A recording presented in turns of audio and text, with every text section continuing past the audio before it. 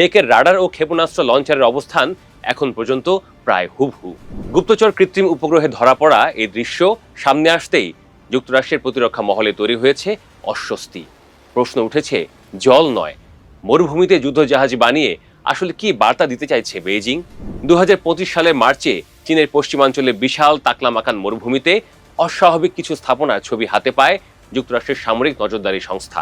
প্রায় 3.5 লাখ বর্গ কিলোমিটার বিস্তৃত এই মরুভূমি হঠাৎ করে যেন একটি গোপন যুদ্ধক্ষেত্রে পরিণত হয়েছে। সেখানে শুধু যুদ্ধজাহাজের প্রতিরূপী নয়, তৈরি করা হয়েছে নৌঘাঁটির আদল, জেট হ্যাঙ্গার, রাডার স্টেশন এবং অর্ধবৃত্তাকার একটি রহস্যময় চিহ্ন।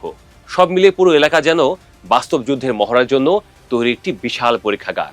বিশ্লেষকদের মতে এই প্রস্তুতি নিছক প্রযুক্তিগত পরীক্ষা নয়, এটি একটি বড় কৌশলের অংশ। গত এক দশকে চীন যেভাবে সামরিক শক্তি বাড়িয়েছে তা বিশ্ব রাজনীতির ভারসাম্যই বদলে দিচ্ছে।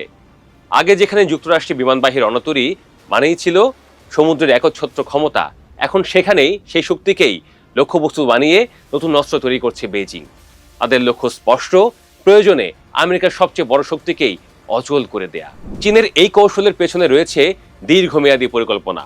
তারা বুঝে গেছে ভবিষ্যতের সংঘাত সরাসরি স্থলভাগে নয়, বরং সমুদ্র ও প্রযুক্তির উপর নির্ভর করবে। তাই যুদ্ধক্ষেত্রে নামার আগেই তারা প্রতিপক্ষের দুর্বলতা খুঁজে বের করার চেষ্টা করছে।